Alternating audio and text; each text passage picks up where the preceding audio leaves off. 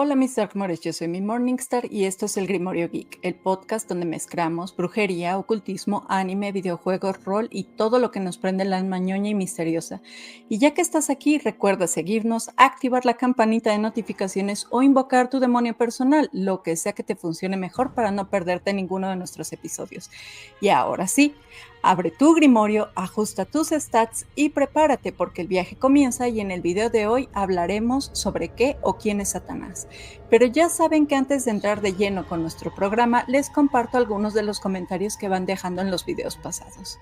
Cuchonava comentó: primera noticia de lo de Dragon Ball en Crunchy, ahorita vengo.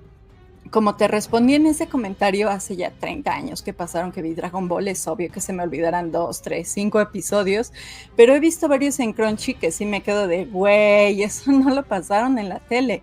Y cambiando de tema, pero medio hablando de lo mismo, no sé si ustedes, al igual que yo, se preguntaban por qué Bulma había terminado con Yamcha. Bueno, pues me puse a investigar y resulta que Yamcha le puso el cuerno a Bulma. Güey, Bulma, pero bueno, pasando a otro de nuestros comentarios.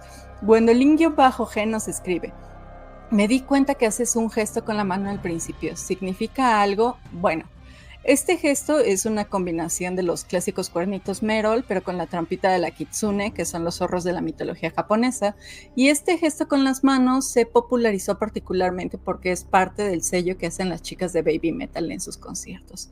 Y ahora, pasando a los avisos antiparroquiales, que ya saben, es como un breve espacio para recordarles todo lo que hacemos.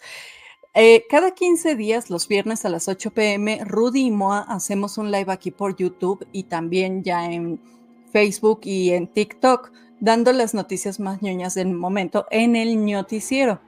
Y el próximo episodio será el próximo viernes, para que no se lo pierdan. Nos va a dar mucho gusto verlos en la sala de comentarios. Y también les recuerdo que si les gustan las playlists así tipo Lofi, pues para estudiar o no sé, tener de musiquita de fondo mientras trabajan, pues dense una paseadita por Coven Lofi. Lo pueden encontrar en YouTube como @CovenLofi o en la parte de hasta abajo de nuestro canal, en la sección de canales recomendados, hay una liga directa. Y ahora sí, pasando al objeto geek de este episodio, tenemos otro Funko. Pero no es cualquier Funko. Aprovechando nuestro episodio que es sobre el diablo, pues le traigo la edición deluxe del Trono del Diablo, así se llama este. Es la figurita Funko Pop 898 y es el diablo de la serie de Cuphead, ¿no? Este personaje es el antagonista principal y jefe final de la saga animada y también de los videojuegos, ¿no? Y es el gobernante de una región subterránea que me encanta cómo se llama, porque es el Inkwell Hell, donde vive adentro de un casino colosal. Y si no lo han jugado y pues les gustaría echarse una partidita, pueden encontrarlo para Nintendo, Xbox y PlayStation, y creo que en Steam también. Y si quieren ver la serie que a mí en particular me gustó mucho, amo al abuelo Tetera, pues la pueden encontrar en Netflix. Y si ustedes ya jugaron Cuphead, platíquenme en los comentarios cuál fue su jefe favorito, porque el chiste de esto es que los jefes del videojuego hicieron pacto con el diablo, entonces está como interesantón. Entonces ya saben, déjenme en los comentarios cuál fue su parte favorita de esta saga. Si pensamos en la figura de Satanás, pues es muy probable que la primeritita imagen que aparezca en nuestros cabecitos sea, ya saben, la típica del tipo rojo con cuernitos, la colita de punta y pues el tridente en mano, ¿no? O sea, ya sabemos, la skin de Default que nos vendieron para Halloween y también la que utilizaban los Looney Tunes a cada rato cuando necesitaban un villano de manual, por decirlo de alguna forma. Pero si nos ponemos a escarbar en las raíces históricas, vamos a descubrir que esta estética pues no es más que un DLC cultural bastante tardío que se fue agregando siglos después de que el concepto original naciera. Vamos a encontrar que en los textos más antiguos de índole hebreo, la palabra Shatán no designaba un ángel o una entidad caída, ni a un señor del mal absoluto, sino a un adversario, un oponente, un acusador. O sea, que más que rebelde contra la divinidad era, pues paradójicamente, como una especie de funcionario celestial que trabajaba para Dios.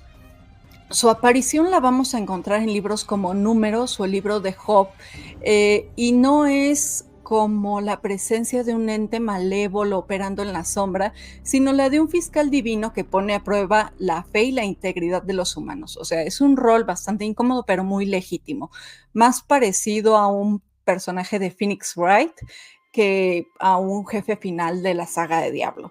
Es más, vamos a encontrar que en el judaísmo más antiguo este término de Shatán también era empleado como un adjetivo para designar a un acusador o a un oponente, mientras que como figura o entidad como tal, pues estaba muy, pero muy lejos de ser autónoma.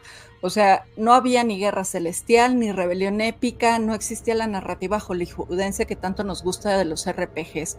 Shatan en realidad actuaba bajo órdenes, ejecutando pruebas o bloqueando caminos, como en la historia de Balaam, por ejemplo, donde aparece como un ángel que está obstaculizando pues el paso. Aquí su función no era la de destruir al ser humano, sino de servir de filtro o de auditor moral. Y esto es muy crucial porque nos recuerda que la idea pues de un antagonista cósmico independiente no estaba en el mapa, sino que era más bien como un NPC con un rol bastante incómodo, pero demasiado necesario dentro de la trama. Pero cuando llegamos a la tradición cristiana, es que neta, no es por tirarle hate a los cultos de índole cristiano, pero es que llegaron a meter su cuchara en todo y acomodar las cosas a su conveniencia. Y pues es que justo con la llegada del cristianismo la cosa empieza a cambiar drásticamente. El cristianismo en su expansión absorbe y mezcla influencias del adversario ocasional para convertirse en el enemigo número uno. Es así como nace pues la figura que tenemos hoy en día de Satán o de Satanás como el final boss de esta campaña divina, ¿no? En los evangelios lo vamos a ver como tentador directo de Jesús en el desierto, y es en ese momento donde empieza a cuajar pues la imagen de un oponente activo y seductor que es capaz de dialogar, tentar y negociar. Luego, en las interpretaciones de los pasajes de Isaías y Ezequiel, originalmente dirigidos contra los reyes humanos como el rey de Babilonia o el de Tiro, pues fueron releídos como descripciones veladas de la caída de un ángel soberbio, y es así como nace la narrativa del ángel caído que intenta destronar a Dios. Finalmente, esta imagen del maligno termina de consolidarse en el Apocalipsis de Juan, al presentarlo como el dragón rojo, que spoiler alert, nada tiene que ver con el diablo si se analiza a profundidad. Esta serpiente antigua, el acusador derrotado en la gran batalla final, es como la entidad máxima de la trama de este videojuego, ¿no? En donde el villano del primer acto, que es esta serpiente antigua que se menciona en el Génesis, se convierte de repente en el antagonista ultra mega poderoso, final boss, indestructible de toda la saga, que es el dragón rojo. Ahora, también sería bueno que revisemos un poco la visión islámica, que aunque paralela también tiene matices propios muy fascinantes. En el Corán, Iblis, también identificado como Shaitán, no es un demonio, sino un ser de fuego, un jinn específicamente, que podría traducirse como genio, que pues, rechaza esencialmente postrarse o inclinarse ante Adán. Y no lo hace por maldad, sino por orgullo, por mucho orgullo y por convicción de que es un ser superior al hombre. O sea, sí es un antagonista, pero con motivaciones que hoy los guionistas podrían, no sé, llamar comprensibles, aunque equivocadas, ¿no? Un poco al estilo de Magneto o Killmonger.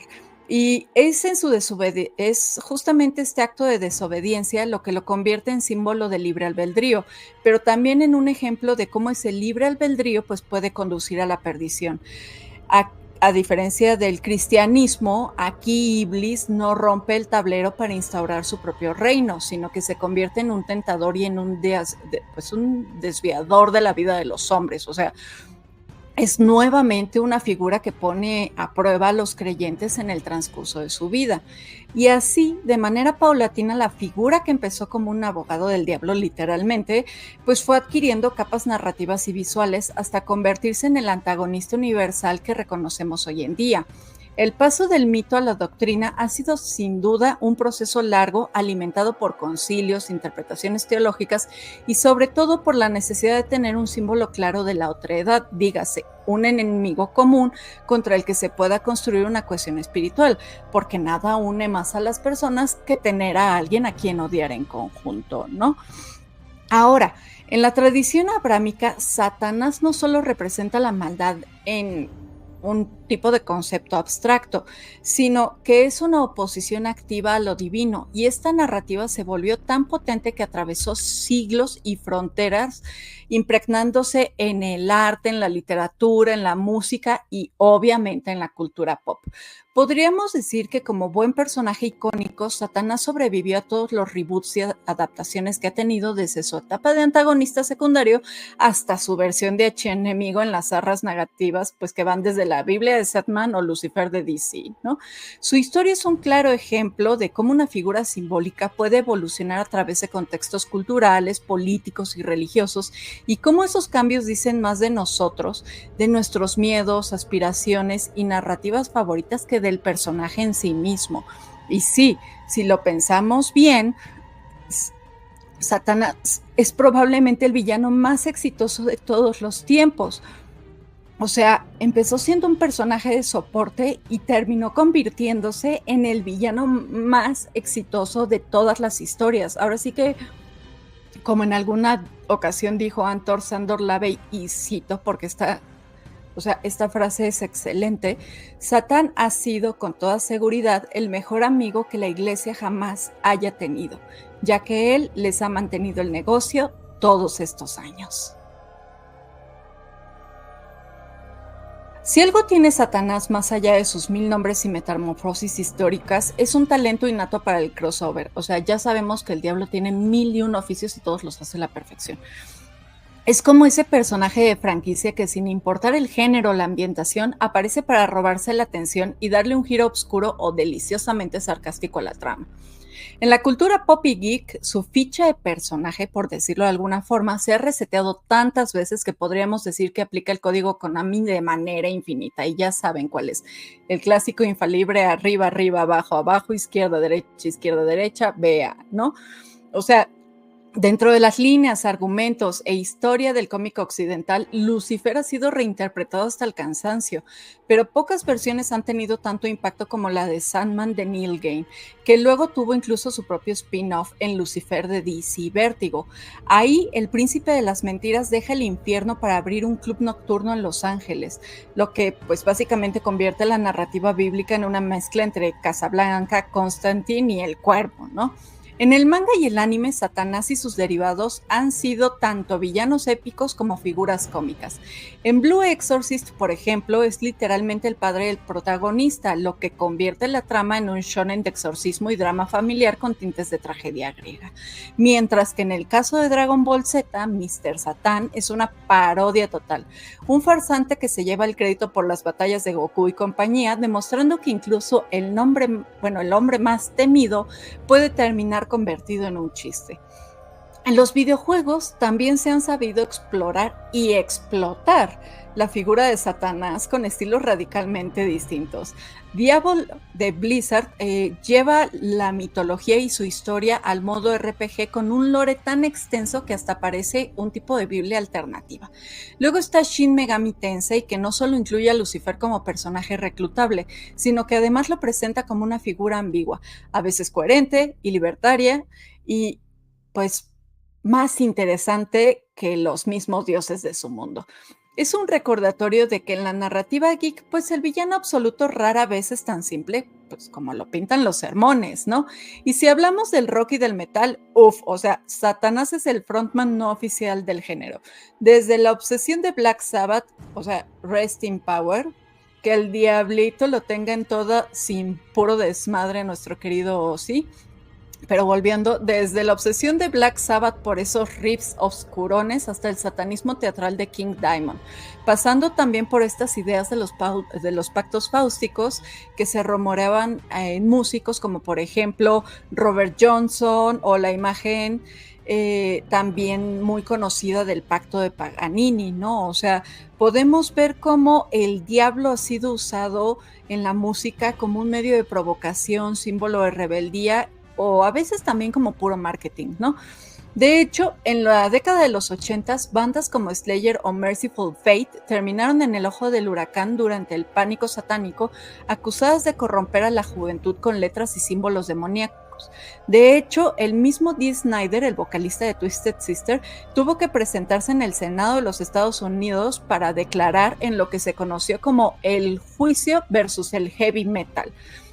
Ahora, si nos vamos a la literatura gótica y fantástica, la figura satánica ha sido moldeada con una elegancia casi romántica. O sea, empecemos con John Milton en El Paraíso Perdido, que convirtió a Lucifer en un rebelde trágico con frases tan épicas que podrían ser diálogos de Final Fantasy. O sea, ¿qué mejor reinar en el infierno que servir en el cielo?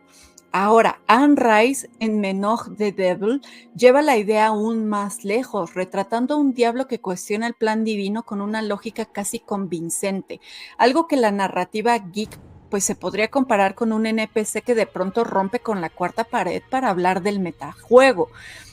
Y los símbolos asociados a Satanás tampoco se han quedado estáticos. El pentagrama invertido, la cabra de Méndez, las alas negras, incluso el tridente, todos han sido resignificados en subculturas alternativas, desde el metal hasta el gótico, pasando incluso por comunidades paganas y artísticas.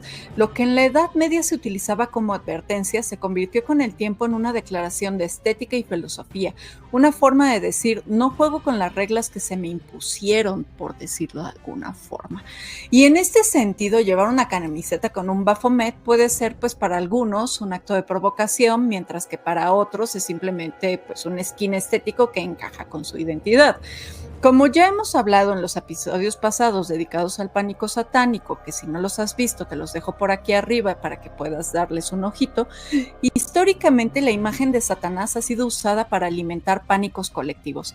Desde los juicios de brujería en Salem, por ejemplo, hasta los ataques contra Dungeons and Dragons.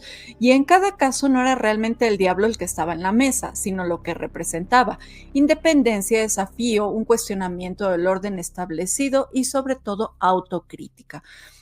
De ahí que el santo de villano arquetípico a antihéroe en las narrativas modernas pues sea tan natural. En producciones como Good Omens, Lucifer o incluso en ciertos arcos de Supernatural, Satanás es más un agente del caos con motivaciones comprensibles que una entidad de maldad pura. Es el personaje que, aunque no quieras admitirlo, a veces tiene los mejores diálogos de la historia o las frases más memorables o las motivaciones más humanas de toda la trama. Y al final, ese es su mayor truco narrativo. Satanás no necesita asustarnos para ser relevante. Puede seducirnos con ironía, con carisma o con esa mezcla de peligro y atractivo que pues convierte a este tipo de enemigo en un personaje favorito de media audiencia. Igual que pasa con esos villanos de videojuego que después de derrotarlos te dejan pensando que quizás en otra partida pues hubieses querido jugar con ellos o de perdiz en su party. Si lo pensamos bien, Satanás ha sido durante siglos la carta más efectiva del mazo narrativo y político de Occidente para definir la otredad. Es como el final boss al que no solo hay que derrotar, sino que también sirve para justificar toda una campaña de guerra contra cualquiera que se le pueda parecer un poco a él. Desde la Edad Media hasta hoy ha sido una figura moldeable, capaz de encarar enemigos ideológicos, religiosos o culturales con una facilidad enorme. En su momento no importaba si eras un hereje, un pagano, una bruja o simplemente el vecino que caía mal.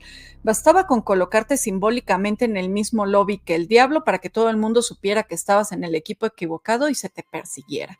Como herramienta política, Satanás ha funcionado como el espejo oscuro donde una sociedad proyecta sus miedos más profundos. En la Edad Media, y sí, ya sé lo que están pensando, y duro y dale con la Edad Media, pero es que ya empiezan muchas de las cosas tonotas del mundo. Y lo peor del caso es que muchos de los discursos medievales se siguen perpetuando hoy en día, ¿no? Lo cual es absurdo. Pues en la Edad Media el diablo era la excusa perfecta para perseguir prácticas como alternativas o creencias locales. Y estos discursos se continuaron durante el pánico satánico de los 80, en donde su silueta servía para acusar bandas de rock, caricaturas y a los videojuegos de corromper a la juventud. Y en la era digital sigue apareciendo, aunque ahora con skins muy diferentes, desde teorías conspirativas sobre celebridades que vendieron su alma o hacen rituales masivos en sus conciertos, hasta campañas contra comunidades alternativas en redes sociales. El problema o genialidad de su narrativa, depende de cómo lo quieran ver, es que su imagen nunca, pero nunca ha sido homogénea. Siempre hay una tensión constante entre el Satanás teológico, el folclórico y el pop, como si fueran tres líneas de tiempo distintas que se cruzan y a veces se contradicen. El diablo teológico es el lore oficial, por decirlo de alguna forma, que se basa en los textos bíblicos e interpretaciones doctrinales. Ya saben, el acusador, el tentador, el enemigo divino, de el peor de todos, ¿no? Mientras que el folclórico es mucho más caótico y local. Aquí vamos a encontrar diablos que juegan a los dados con campesinos, que se disfrazan de animales, que pierden apuestas bastante tontas o que simplemente les gusta agarrarse a chingados con tu abuelo en el cerro a medianoche. O sea, es un diablo más pícaro que malvado, más como si fuera un trickster. Y luego está el Satanás pop, el que vive en los cómics, en las series, en los videojuegos, en las canciones, y que puede ser todo lo anterior, pero con diálogos ingeniosos, motivaciones complejas y una estética perfectamente calculada para atraer a la audiencia. El pensamiento contemporáneo y la contracultura han hecho mucho por esta resignificación. Los movimientos artísticos, filosóficos y espirituales, como el satanismo ateísta o ciertas ramas de la senda de mano izquierda, han adoptado la figura de Satanás no como una entidad pues sobrenatural, sino como símbolo de rebeldía, de autoafirmación y de resistencia contra el sistema de control. En el fondo, lo fascinante es que la figura de Satanás, al igual que los mejores personajes de ficción, pues sobrevive porque pues no está encerrada en una sola narrativa ni en una sola línea discursiva, sino que sobrevive porque funciona de mil y un maneras, como villano, como antihéroe, como símbolo, pero al mismo tiempo puede ser una amenaza o un aliado o una advertencia o una inspiración. Y es justamente esta versatilidad que tiene que le permite saltar de los púlpitos medievales a las consolas modernas sin perder pues su relevancia. Lo único que está haciendo es adaptando su build según las necesidades culturales del momento, y ahí radica su verdadera magia. No es que la gente deje de temerle o admirarlo, sino que cada generación encuentra una nueva forma de usarlo para contar sus propias historias, aunque estas historias terminen con un plot twist, pues en el que, sorpresa, quizás el diablo no era el verdadero enemigo. Siempre me ha resultado curioso cómo, a pesar de haber crecido más bien en un contexto donde la sola mención de Satanás podría provocar desde un silencio incómodo hasta un cambio de canal a la velocidad de un speedrun, pues terminé encontrando en su figura algo más que el villano predeterminado del juego religioso, ¿no? Creo que fue la cultura pop la que me tendió esta trampa deliciosa, así quieren vivir deliciosísimamente. Primero, pues a través de personajes que, sin ser literalmente el diablo, pues llevaban justamente esta aura de rebeldía, de sarcasmo y de cuestionamiento del orden establecido. Después se me presentaron representaciones un poquito más directas que rompían el molde del cuerno y del tridente para ofrecer algo más complejo y muchísimo más atractivo. Lo que para algunos era símbolo de miedo, para mí empezó a ser una especie de cheat code narrativo para hablar de libertad, de identidad y de resistencia. Ahora, si lo pienso bien, gran parte de esta resignificación personal vino de experiencias muy concretas con medios y prácticas culturales durante mi adolescencia. Recuerdo, por ejemplo, la primera vez que me topé con Sandman de Neil Gaiman y vi a Lucifer de ese universo, ya saben, súper elegante, melancólico, casi existencialista, con el rostro de David Bowie y la calma de alguien que entendió que pelear contra el sistema no siempre significa destruirlo de frente, sino encontrar formas de escaparse de su tablero de juego, ¿no? O sea, pensar afuera de la caja. Por eso, cuando escucho a la gente decir que Satanás ya no tiene relevancia, que es una figura pasada de moda o una superstición obsoleta, me entra como que esta sonrisita de DM veterano viendo a un jugador novato subestimar al PNG, que es el antagonista de ese turno, ¿no? Y es que la vigencia de su figura no depende de que la gente crea literalmente en él, sino de su capacidad para seguir siendo un catalizador de conversaciones incómodas. En debates religiosos, por ejemplo, sigo apareciendo pues como el enemigo que da sentido al drama cósmico. En discursos culturales ya es más la metáfora para hablar de disidencia, marginalidad y censura. Y en el arte pues continúa siendo una musa ideal para explorar los límites entre lo permitido y lo prohibido, lo bello y lo grotesco, lo bueno y lo malo, lo heroico y lo monstruoso. Y es que, pues dentro de la cultura geek, la fascinación por el villano no es ningún secreto. Desde Darth Vader pasando por Sephiroth o Griffith, pues existe una especie de atracción inevitable por estos personajes que, aunque condenados por el guión, por decirlo de alguna forma, tienen motivaciones más complejas que el simple quiero destruirlo todo porque sí, ¿no? O sea, Satanás encaja perfectamente en este arquetipo. Es el antagonista que no necesariamente busca tu destrucción personal, sino que quiere que te cuestiones por qué obedeces ciertas reglas, a quién benefician y qué pierdes o ganas si las rompes.